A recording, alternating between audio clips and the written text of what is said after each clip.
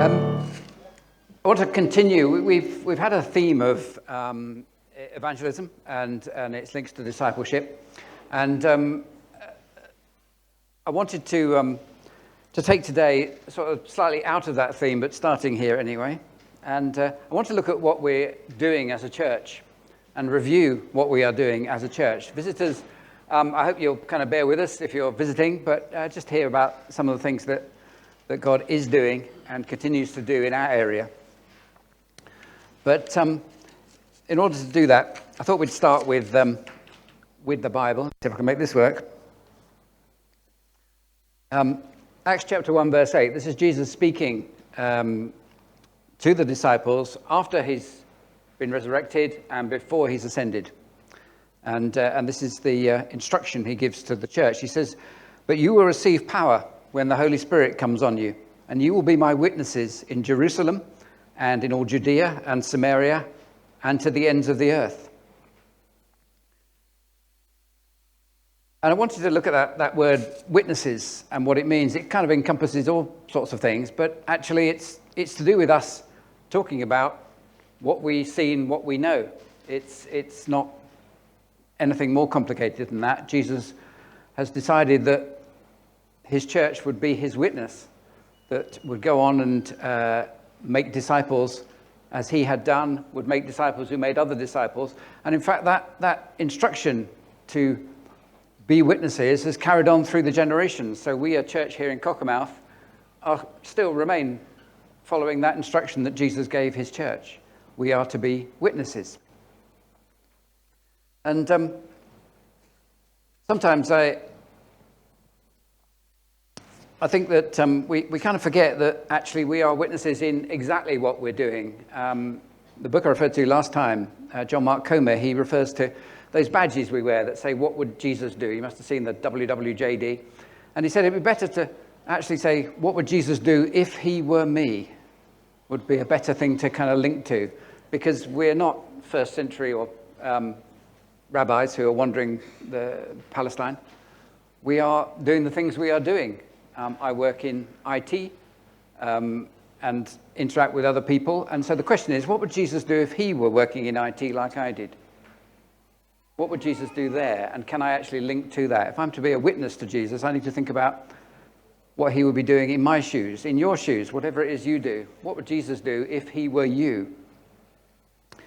And I was reminded, I can't remember why, I think I was in a prayer meeting and remembered a poem that I remember hearing when I first became a Christian, which is a long time ago now, by a Christian poet called Steve Turner.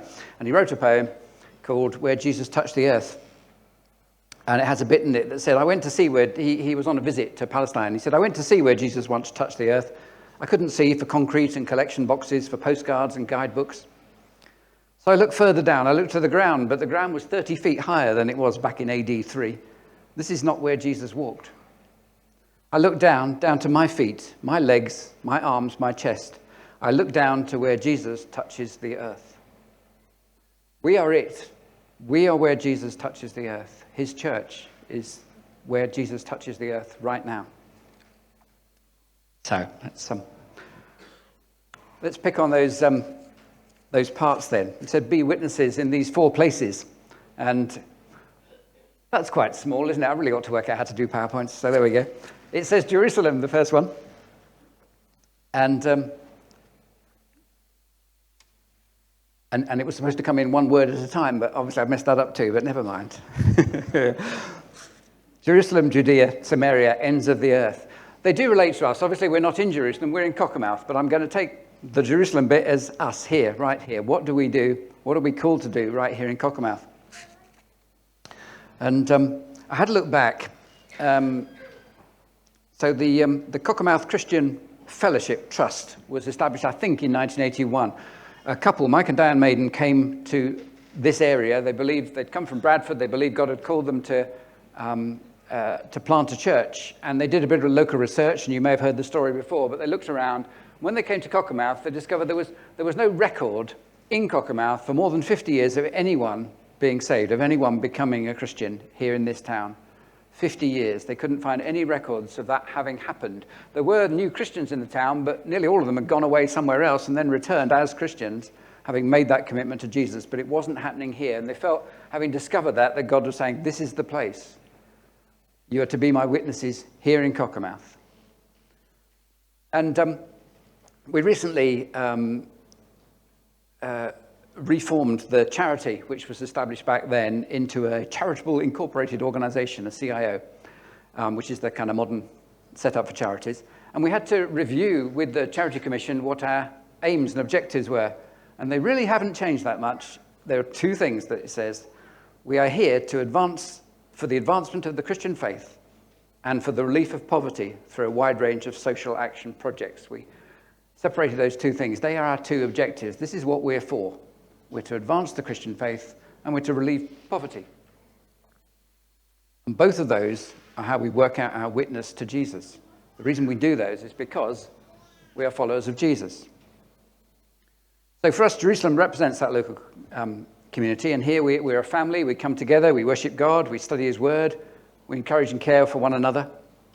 And on a Sunday and in smaller groups during the week. We seek to alleviate poverty, and we've got various projects that do that specifically, like Food Share, and which we run out of the hub, like the Bridge Cafe, which we run from the cricket club, which is, the poverty there is more a poverty of loneliness, that people lack contact and community, and it's providing that community. We've been able to do similar things when the Ukrainians first came to us because of being made refugees from their own terrible situation. And again, created that community. And that's why there's a pop-up cafe going on in the hub today. We employ staff full-time and part-time to enable us to do that effectively. Part of Paul's role is in directing those operations that we have. And also representing us in the community. Roger talked last week about us being ambassadors for Christ, and it's part of that. We've recently responded to God's prompting to reach out to young families and children. I've been in the church for a long time, and I can remember times when we had an enormous youth group and all sorts going on, a lot of young people, and that sort of goes through cycles. And we feel God's challenging us once again to see that happen again.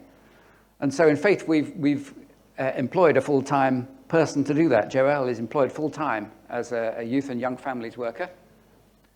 And actually, we're starting to see young families added to the church. Kind of, I think Joelle will say, well, not necessarily through things I've done yet, because it's been a short time, but God is doing that anyway. There are others who have come and joined with us, for which we're very grateful. And I've got very loud and echoey again. Yeah, a broken speaker. Yeah. And so there are a lot of things we're doing in the town. There's everything we do as individuals. We are involved in other things that go on in our own town and community. We actually support other groups in our town as well, sometimes with financial gifts, sometimes mostly with people. But we do have a responsibility to this town. That's our Jerusalem. So Judea would be our wider region. So, for example, today we've got Roger and Cheryl serving with the church in Kendal. That would be our Judea. So, and there are a group of related churches. We are a family of churches, and some of which have been actually planted out of this church. Others have come through other means. But there are a group of churches that we're closely related to, but we also seek to work with other Christians in other churches that aren't necessarily New Frontiers ones.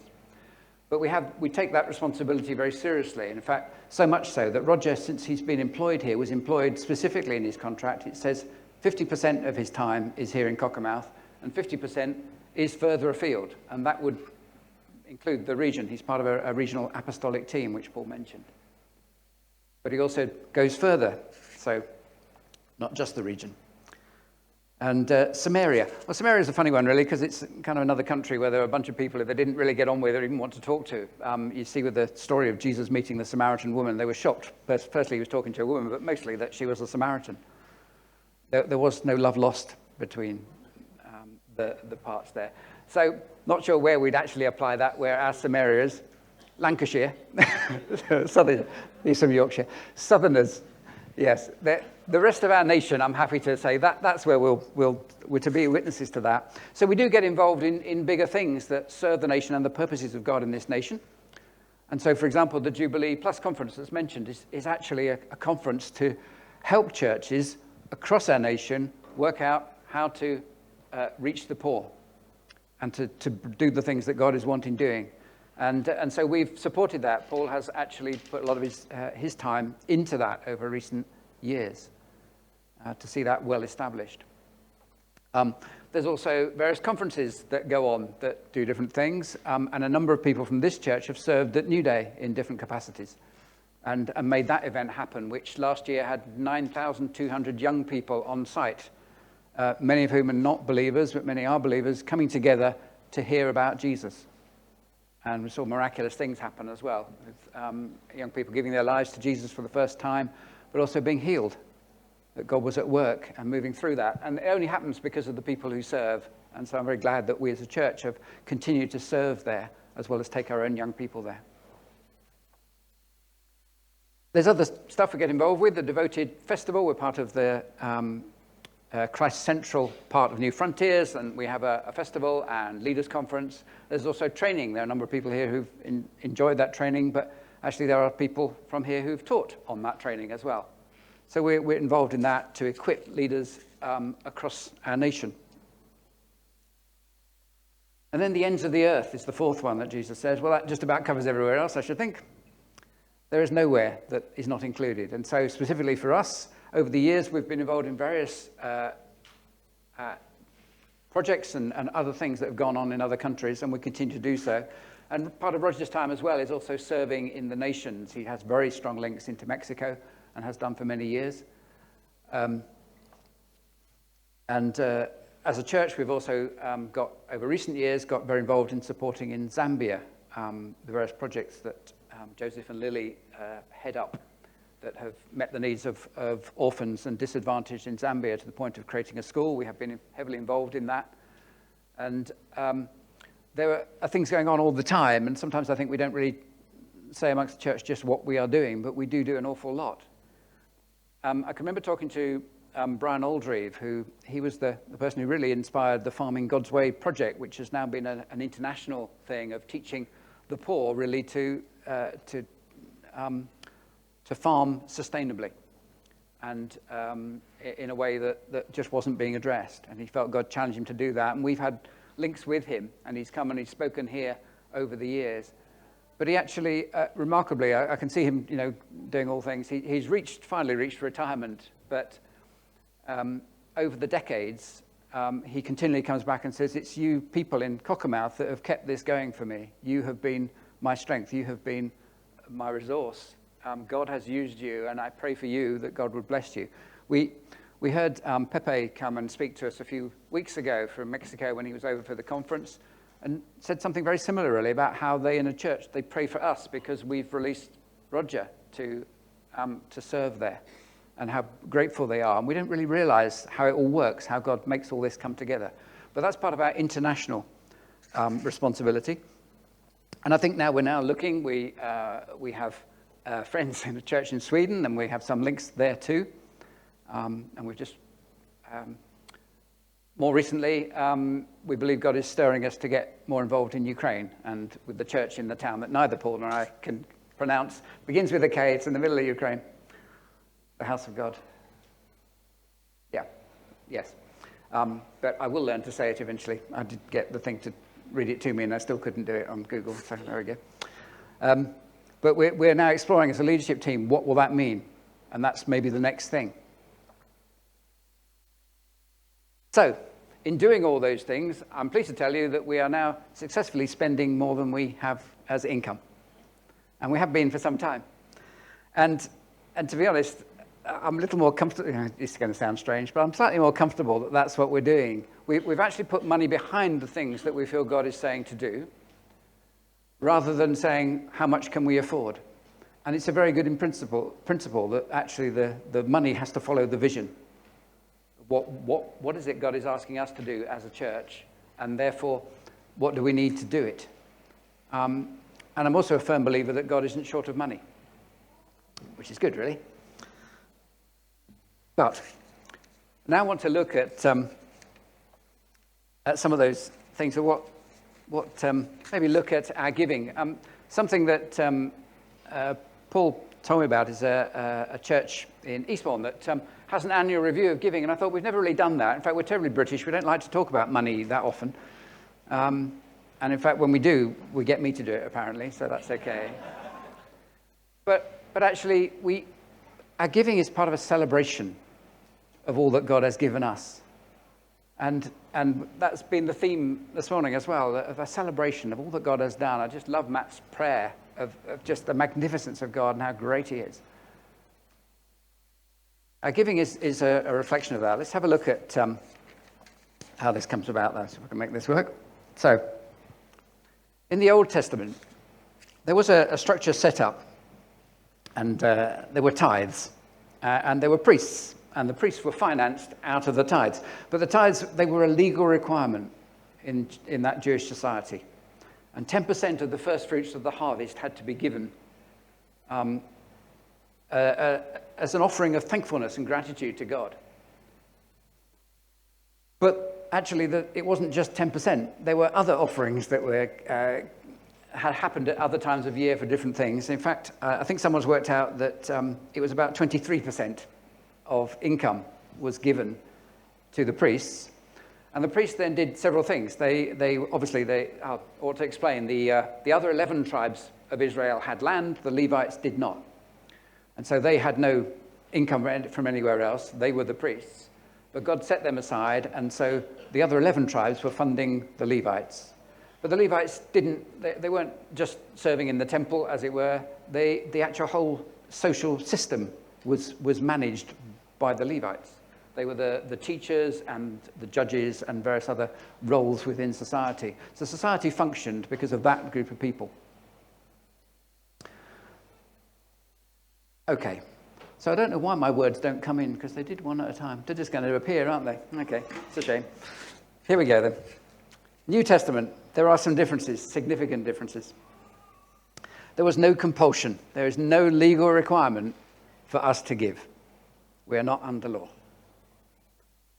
So, let's read you. 2 Corinthians 9, verse 7 says, each man should give what he has decided in his heart to give, not reluctantly or under compulsion, for God loves a cheerful giver. I think I've spoken about this before. Cheerful.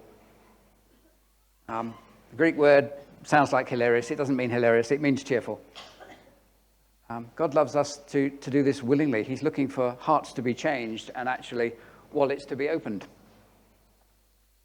There's an emphasis on generosity. 1 Timothy 6, 17 to 19 says, don't hope in wealth. And this is Paul's instruction to Timothy. He says, command those who are rich in this present world not to be arrogant, nor to put their hope in wealth, which is so uncertain, but to put their hope in God, who richly provides us with everything for our enjoyment. Command them to do good, to be rich in good deeds, and to be generous and willing to share. In this way, they will lay up treasure for themselves as a firm foundation for the coming age, so that they may take hold of the life that is truly life. It's the present life is actually released to us as we become generous. It's not about treasure in heaven, although that's often quoted. And we do store up riches in heaven, Jesus says. But actually, life in all its fullness comes from us becoming like Jesus and following him and being generous. The tithe was quite easy to manage because it was easy to calculate. There was fixed figures and things. But in the New Testament, there is still the same principle. In 1 Corinthians 16, verse 1 and 2, Paul writes, now about the collection for God's people, do what I told the Galatian churches to do. On the first day of every week, each one of you should set aside a sum of money in keeping with his income, saving it up so that when I come, no collections will have to be made. In fact, there is an element of, in proportion to our wealth, God is not expecting us to give extraordinary amounts necessarily. He's looking for us to actually look at what we have and to give back to him out of that abundance that he's provided for us. And then the fourth thing is in secret. And I think we've taken this one so seriously that it's why we are really bad at talking about money often. But Jesus warns against making a big public show of giving.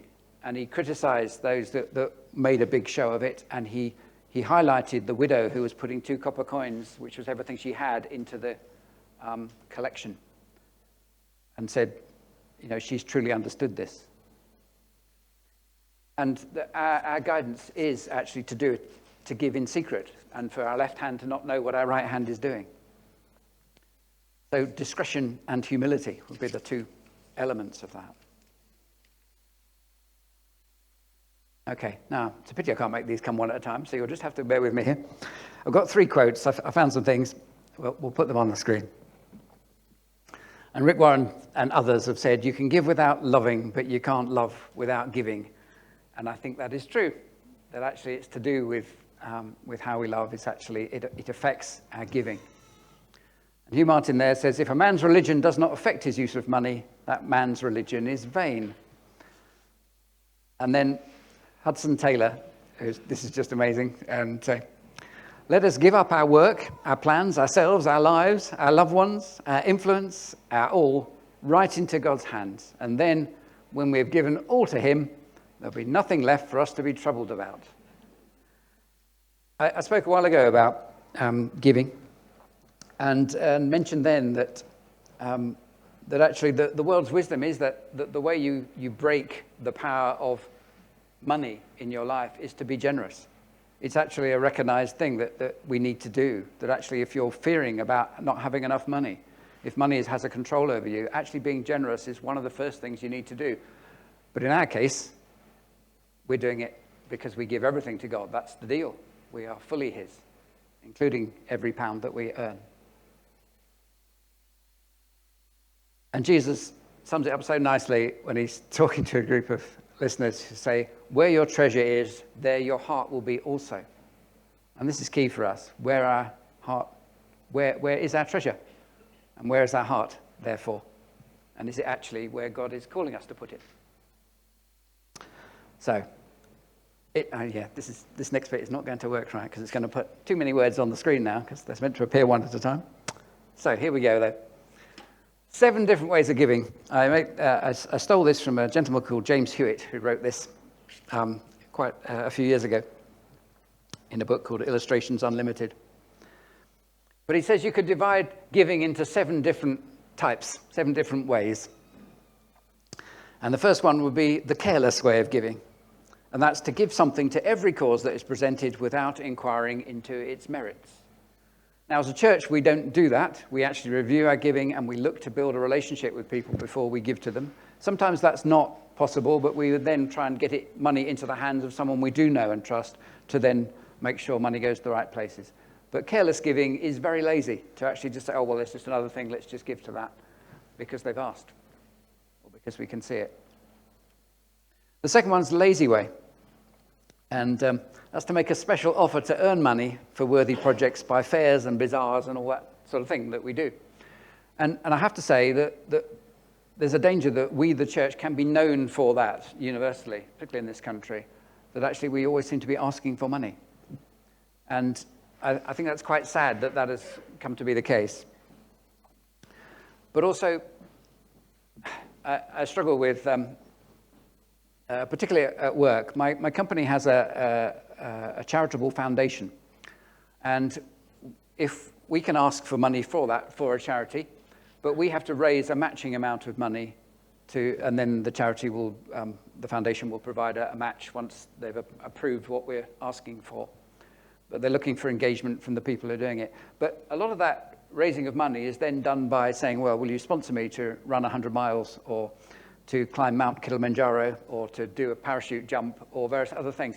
And while those are all, fun things to do, there's a bit of me that thinks actually we're kind of undermining what we're saying here, that actually I'm going to have a fun time and you're going to pay me to do it, and some of that money's then, that money will then get passed on. And that would be in that category for me. So, yes, if you are doing something sponsored and you want me to sponsor you, I will sponsor you, almost certainly. I don't hold to the principle, but I don't think you'll find me doing a sponsored thing, because it's just, if something needs giving to, let's just give to it, for goodness sake. Anyway, number 3, the self-denying way. To save the cost of luxuries and apply them to purposes of religion and charity, he says. So basically you can say, well, I'm not going to do this. I'm going to, deprive myself of this and set that money aside.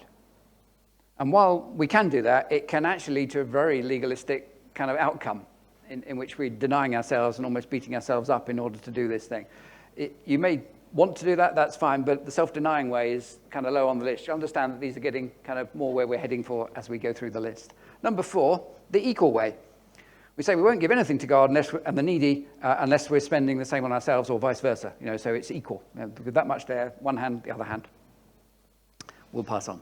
The systematic way, to lay aside as an offering to God a definite portion of our gains, 1/10, 1/5, 1/3, 1/2, and that works well, and that's actually a principle in the Bible. But it can lead us to the point, I reached the point where I don't even think about what I give to this church, because it goes by standing order from my account into the church account once a month. And there's just an amount. And actually, I think most of us do that. And there is sense in having that, actually, but do we actually review it on a regular basis? Or do we just sort of let it happen and say, well, that's sorted now? Or do we say to God, am I giving too much? Am I giving too little? What is it you're wanting me to do? We can disengage the relationship with God about this by actually just letting it happen in the background. So a system is good, but actually say, well, I've done that now, so that's sorted, and I don't have to think about it again, is not where God wants us to be, I am sure. Number 6, the impulsive way. To give by impulse as much and as often as love and pity and sensibility prompt. And that's fun to do, I have to say, to respond as an impulse. But the number 7 is the heroic way. It says to limit our own expenditures to a certain sum and give all the rest of our income. Okay, now I'll tell you a story now about the most inspiring person on this is Terry Virgo for me. Terry Virgo, who's the founder of New Frontiers. And I can't remember whether someone told me the story or whether I heard him tell it himself, but he certainly has said that he and his wife Wendy would sit down at the beginning of the year and ask God to give them a figure of what they could give away this year. He has an unusual income because he writes books and does conferences, so he's not a certain income necessarily. But he and Wendy would believe that God would give them a figure, and they did. And then he said, what happens then is during the year, you get some unexpected income from somewhere, and rather than saying, what should we do this? We can put this towards what God said we can do. And there was an excitement that was, it was just infectious, really, when I was listening to that. I thought, I want to live like that. I do not want to be thinking, how much do I have to give? That will be the last question. It should be, what do I need to keep? What do I need to hang on to? So that the rest can actually serve the purposes of God through my local church and beyond. So, go to the last slide. These are the things I'd like us to take away. And number 1 is to break that control of money in our lives and say, Lord, make me a more generous person. Make me a man or a woman after your own heart on this.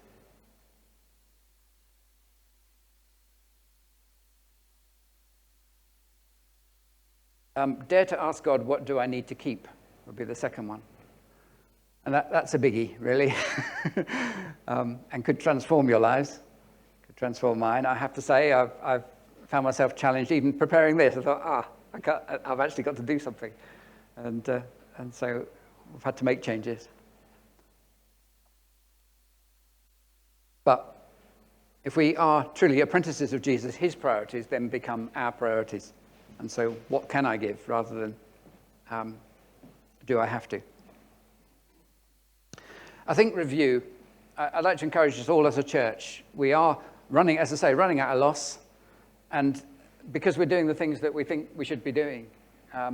But every one of us in the church, I want to ask you to review what you give to the church, so that we can continue. Because what we're doing is not sustainable as it stands. I'm also a trustee, and I'm supposed to worry about these sort of things. But actually, I do believe we're doing what we should be doing, and I think there are other things we want to step into which will need financing. I'm particularly struck by the need in Ukraine and how we might better serve there and how this is going to work. But there will be a financial part of that.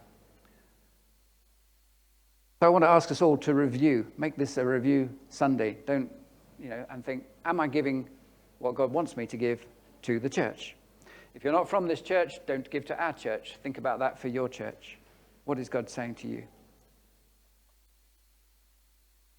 And then the last one, dare to be extravagant. And I have to say, it's most fun. I love actually being in a position of leadership in a church where, in fact, sometimes there's some really good things. And one of them is you can make a difference in a situation or in someone's life, because we have money set aside for doing those sort of things and to actually be able to make a difference. I love it when someone gives something anonymously into the church and said, I need this to go to them without them knowing where it's coming from. And we do that as a church as well. And I've been privileged to be part of that process. I love to make a difference in someone's life unexpectedly. But actually, there is an element of being generous and extravagant. I hope that those of you who know me know that actually that it's kind of got wired in now. It's taken quite a long time. I used to be as tight-fisted as anybody, really, when when Hazel and I first started a business, I dreamed of being a millionaire so I could change people's lives. And actually, God had to kind of correct me and said, you're not going to be a millionaire. I want you to be faithful with what you have, not think about, pie in the sky. But those are the four things. Those are the four things I'd like us to take away this Sunday and think about. What do we need to do something to break the control and the worry that money is causing in our lives? Are we willing to ask God what we need to keep rather than how much do I have to give? Sit and do that review. If you have a married partner, do it with them. Maybe actually if you have a close friend, say, I'd like to be accountable to you in this. And sometimes we need that, and just so that it's not just us making a decision. And I challenge us, let's be an extravagantly generous people. We are with lots of ways. In fact, many of those things we do give that as example of the effect we have in this town and beyond. And it's lovely to hear the stories from international people, other countries where people are so thankful and towards us. The Ukrainians who we invited, the young people who came over for New Day and had a week with us, I have never met a more grateful set of people in my life. They just said thank you continually. They were in tears, and we did so little really compared to what they are doing. But actually, in God's economy, this is how it works, and He is actually wanting to bless other people. There is a little bit, we need to remember that sometimes we also have to accept the generosity of others, otherwise it isn't going to work. So if someone says to you, comes up to you, I believe God's asked me to give you this, and say, oh no, I couldn't accept that, you are denying them receiving the blessing of God. We do actually have to learn. There's a real pride thing for all of us to learn to receive from others when they want to be kind to us, when they want to be generous to us. Because it's how it all works in God's economy. We're not under law. You're not to go away and think, I must give a certain percentage. I have to do this. You don't have to do anything. But we are under grace, and it's a response to God's grace, to what Jesus has given to us. And we have given Him our whole lives, and our bank balances are included.